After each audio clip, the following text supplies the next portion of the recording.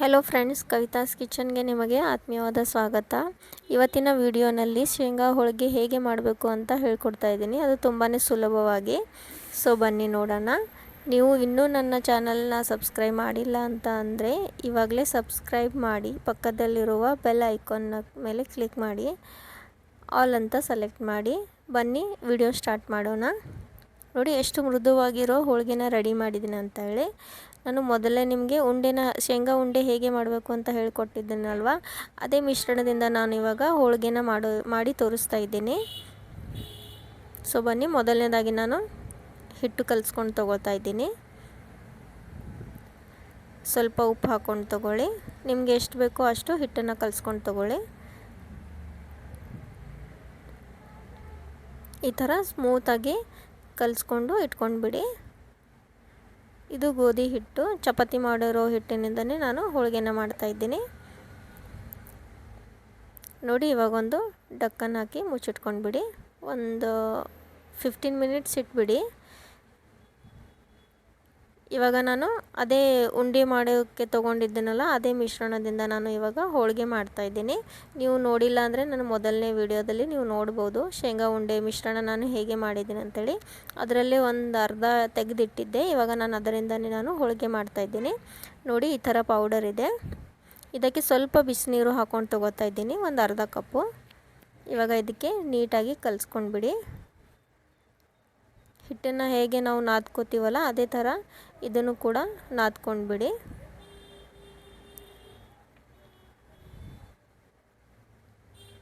ಇದು ಬಿಸಿ ನೀರಲ್ವ, ಸ್ವಲ್ಪ ಕೈ ಸುಡ್ತಾ ಇದೆ. ಸೊ ನಿಧಾನವಾಗಿ ಕಲಿಸ್ಕೊಳ್ಳಿ. ನಾವು ಒಂದೇ ಮಿಶ್ರಣದಲ್ಲಿ ನಾವು ಉಂಡೆ ಕೂಡ ಮಾಡ್ಬೋದು. ಈ ಥರ ಮಕ್ಕಳಿಗೆ ಟಿಫಿನ್ಗೋಸ್ಕರ ಹೋಳಿಗೆ ಕೂಡ ಮಾಡ್ಬೋದು. ಮತ್ತು ಇದು ತುಂಬಾ ಸುಲಭವಾಗಿ ಮಾಡುವಂಥ ಹೋಳಿಗೆ ಇದು. ನೋಡಿ, ಇವಾಗ ಇದನ್ನು ಒಂದು ಅರ್ಧ ಗಂಟೆ ರೆಸ್ಟ್ ಮಾಡೋಕ್ಕೆ ಬಿಡ್ತಾ ಇದ್ದೀನಿ. ಇವಾಗ ಇದನ್ನು ತೆಗೆದಿಟ್ಬಿಡಿ. ಇವಾಗ ನೋಡಿ, ರೆಡಿಯಾಗಿದೆ.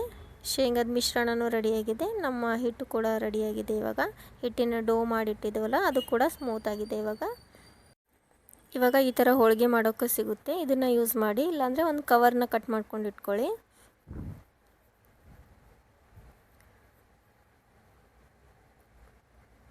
ಇವಾಗ ನಾನು ಸಣ್ಣ ಸಣ್ಣಗಿರೋ ಉಂಡೆನ ಮಾಡ್ಕೊಂಡು ತೊಗೋತಾ ಇದ್ದೀನಿ ಹಿಟ್ಟಿನಿಂದ. ನೋಡಿ, ಈ ಥರ ಮಾಡಿಕೊಂಡು ಇವಾಗ ಇದು ಪೌಡರ್ನಲ್ಲಿ ಡೀಪ್ ಮಾಡ್ಕೊಂಡು ತೊಗೊಳ್ಳಿ. ಹಿಟ್ಟು ಹಚ್ಕೊಂಡು ತೊಗೊಳ್ಳಿ. ಈ ಥರ ಉಳ್ಳೆ ಮಾಡ್ಕೊಂಡು ತೊಗೊಳ್ಳಿ. ಇವಾಗ ಶೇಂಗಾದ ಮಿಶ್ರಣ ಇದೆಲ್ಲ, ಅದು ಒಂಥರ ಬಾಲ್ ಥರ ಮಾಡಿಕೊಂಡು ಇವಾಗ ನಾವು ಉಂಡೆ ಮಾಡಿದ್ದೀವಲ್ಲ ಅದರ ನಡುವೆ ಇಟ್ಕೊಂಡು ಮಿಶ್ರಣನ ಸ್ವಲ್ಪ ಪ್ರೆಸ್ ಮಾಡಿ ಉಂಡೆ ರೆಡಿ ಆಗುತ್ತೆ. ಈ ಥರ ಉಳ್ಳೆನ ತುಂಬ್ಕೊಂಡು ತೊಗೊಳ್ಬೇಕು. ಇವಾಗ ನೋಡಿ, ಇದಕ್ಕೆ ನೀವು ಬೇಕಿದ್ದರೆ ಹಿಟ್ಟಿನ ಪೌಡರ್ ಹಾಕ್ಕೊಳ್ಳಿ, ಒಣ ಹಿಟ್ಟನ್ನು, ಇಲ್ಲ ನೀವು ಆಯಿಲ್ ಹಾಕ್ಕೊಳ್ಬೋದು. ಈ ಥರ ಇವಾಗ ನೋಡಿ, ನೀಟಾಗಿ ಲಟ್ಟಿಸ್ಬಿಡಿ. ಇದೇನು ಹರಿಯೋದಿಲ್ಲ, ಏನಿಲ್ಲ, ತುಂಬಾ ಚೆನ್ನಾಗಿ ಬರುತ್ತೆ. ನೋಡಿ, ಈ ಥರ ಲಟಣಿಗೂ ಅಂಟ್ತಾ ಇಲ್ಲ. ನೋಡಿ, ನಾನು ಯಾವುದೇ ಥರ ಪೌಡರ್ ಹಿಟ್ಟನ್ನು ಹಚ್ಕೋತಾ ಇಲ್ಲ, ಮತ್ತು ನಾನು ಆಯಿಲ್ ಕೂಡ ಹಾಕಿಲ್ಲ. ನೋಡಿ, ಈ ಥರ ಹೋಳಿಗೆ ಈಸಿಯಾಗಿ ನೀವು ಮಾಡ್ಬೋದು ಮನೆಯಲ್ಲೇ. ಮಕ್ಕಳಿಗಂತೂ ತುಂಬಾ ಇಷ್ಟ ಇದು. ನೀವು ವಾರಕ್ಕೆ ಒಂದು 2-3 ಸಲ ಹೀಗೆ ಮಾಡಿಟ್ಕೊಳ್ಬೋದು.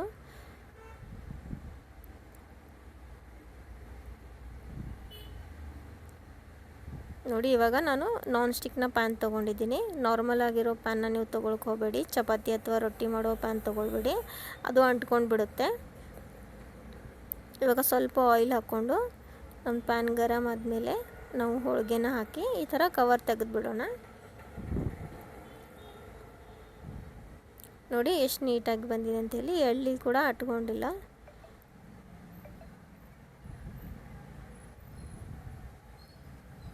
ಇದು ತುಂಬಾ ಈಸಿಯಾಗಿದೆ, ನೀವು ಒಂದ್ಸಲ ಟ್ರೈ ಮಾಡಿ. ಮತ್ತು ನಾನು ಶೇಂಗಾದ ಮಿಶ್ರಣ ಹೇಗೆ ಮಾಡಿದ್ದೀನಿ ಅಂತೇಳಿ ನೀವು ನನ್ನ ಮೊದಲನೇ ವಿಡಿಯೋದಲ್ಲಿ ನೀವು ನೋಡ್ಬೋದು. ನನ್ನ ಚಾನಲ್ನಲ್ಲಿ ಹೋಗಿ ಚೆಕ್ ಮಾಡಿ ಶೇಂಗಾ ಉಂಡೆ ಹೇಗೆ ಮಾಡೋದು ಅಂಥೇಳಿ, ಅದರೊಳಗೆ ಮಿಶ್ರಣ ಹೇಗೆ ಮಾಡೋದು ಅಂಥೇಳಿ ನಾನು ತೋರಿಸ್ಕೊಟ್ಟೀನಿ. ಇವಾಗ ನೋಡಿ ನಾನು ಮತ್ತೆ ಇನ್ನೊಂದು ಉಳ್ಳಿನ ತಗೋತಾ ಇದ್ದೀನಿ. ಉಂಡೆನ ಮಾಡ್ಕೊಂಡು ಇಟ್ಕೊಳ್ಳಿ. ಈ ಥರ ನೀವು ಒಂದೇ ಸಲ ಎಲ್ಲ ಉಂಡೆಗಳನ್ನು ಮಾಡ್ಕೊಂಡು ಇಟ್ಕೊಳ್ಬೋದು. ಆಮೇಲೆ ನೀವು ಲಾಟಣಿಗಿಂದ ಲಟ್ಟಿಸ್ಕೊಂಡು ನೀವು ಅದನ್ನು ಬೇಯಿಸ್ಕೊಂಡು ಬಿಡ್ಬೋದು. ಇವಾಗ ನೋಡಿ ನಾನು ಸ್ವಲ್ಪ ಆಯಿಲ್ ಹಾಕ್ಕೊಂಡು ಮತ್ತೆ ಲಟ್ಟಿಸ್ತಾ ಇದ್ದೀನಿ ಈ ಥರ.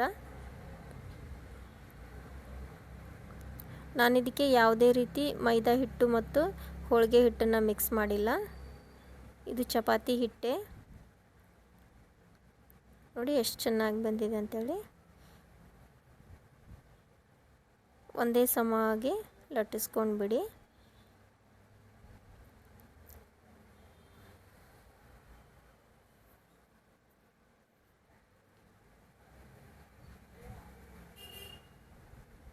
ಯಾರಿಗೆಲ್ಲ ಶೇಂಗಾದ ಹೋಳಿಗೆ ಬರೋದಿಲ್ವೋ, ಯಾರಿಗೆಲ್ಲ ಮಾಡೋಕ್ಕೆ ಭಯ ಅನಿಸುತ್ತೋ, ಇದು ಖಂಡಿತ ಟ್ರೈ ಮಾಡಿ. ಇದು ಬಹಳ ಈಸಿಯಾಗಿರೋ ರೆಸಿಪಿ.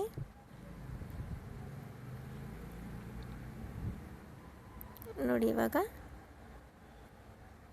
ನಾನು ಎಲ್ಲನೂ ಹೇಗೆ ಮಾಡ್ತಾಯಿದ್ದೀನಿ ಅಂಥೇಳಿ. ನಾನು ಬರೀ 6 ಹೋಳಿಗೆ ಮಾಡ್ತಾಯಿದ್ದೀನಿ. ನಾನು ಮಿಶ್ರಣ ಅಷ್ಟೇ ಮಾಡೋದು ಯಾವಾಗ ಭೀ.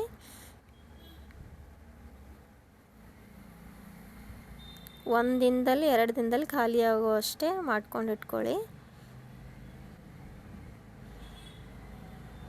ಫ್ರೆಶ್ ಮಾಡಿ ಫ್ರೆಶ್ ತಿನ್ಕೋತ ಬರ್ರಿ. ಯಾರೂ ಎಕ್ಸ್ಟ್ರಾ ಮಾಡಿ ಇಟ್ಕೋಬೇಡಿ. ಇದೇ ಥರ ಬೇಕಾದರೆ ಸ್ವಲ್ಪ ಆಯಿಲ್ ಹಾಕ್ಕೊಳ್ಳಿ. ತುಪ್ಪ ಯೂಸ್ ಮಾಡಬೇಡಿ. ತುಪ್ಪ ನಿಮಗೆ ತಿನ್ನುವಾಗ ಯಾವಾಗ ಬೇಕೋ ಆವಾಗ ಯೂಸ್ ಮಾಡ್ಕೊಳ್ಳಿ.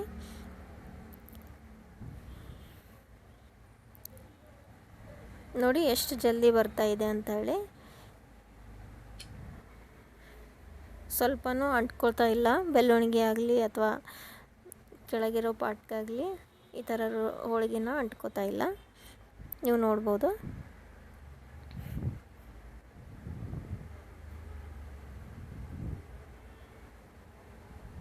ಇದೇ ರೀತಿ ಎಲ್ಲ ಹೋಳಿಗೆನ ರೆಡಿ ಮಾಡ್ಕೊಂಡು ಇಟ್ಕೋತಾ ಇದ್ದೀನಿ ನೋಡಿ. ನೀವು ನೋಡ್ಬೋದು ನಾನು ಹೋಳಿಗೆ ಹೇಗೆ ಮಾಡ್ತಾಯಿದ್ದೀನಿ ಅಂಥೇಳಿ.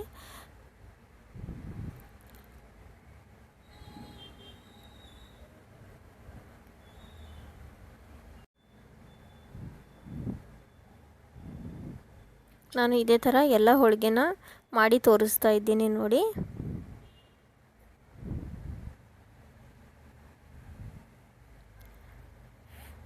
ಮತ್ತು ಯಾರಿಗೆಲ್ಲ ಸ್ಟಿಚಿಂಗ್ ಮತ್ತು ಮಷಿನ್ ಎಂಬ್ರಾಯ್ಡ್ರಿ ಕಲಿಬೇಕು ಅಂತ ಇದ್ದರೆ ನಂದು ಇನ್ನೊಂದು ಚಾನಲ್ ಇದೆ, ಕವಿತಾ ಸ್ಕಿಲ್ ಸ್ಟುಡಿಯೋ.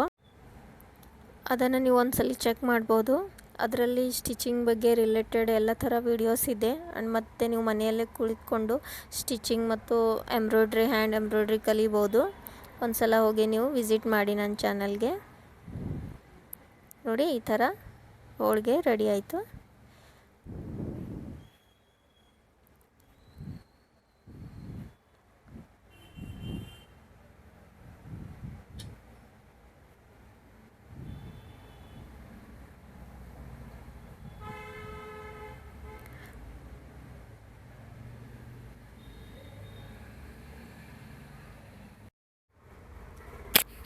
ಫ್ರೆಂಡ್ಸ್, ಈ ವಿಡಿಯೋ ನಿಮಗೆ ಹೇಗೆ ಅನ್ನಿಸ್ತು ಅಂತ ಕಾಮೆಂಟ್ ಮಾಡಿ ತಿಳಿಸಿ. ವಿಡಿಯೋ ಇಷ್ಟ ಆದರೆ ಲೈಕ್ ಮಾಡಿ, ನಿಮ್ಮ ಸ್ನೇಹಿತರ ಜೊತೆ ಶೇರ್ ಮಾಡಿ. ಇನ್ನಷ್ಟು ಹೊಸ ವಿಡಿಯೋಗಳಿಗಾಗಿ ನಮ್ಮ ಚಾನಲ್ನ ಸಬ್ಸ್ಕ್ರೈಬ್ ಮಾಡಿ. ನಿಮ್ಮ ಪ್ರೀತಿ ಮತ್ತು ಬೆಂಬಲಕ್ಕೆ ಧನ್ಯವಾದಗಳು. Thank you for watching.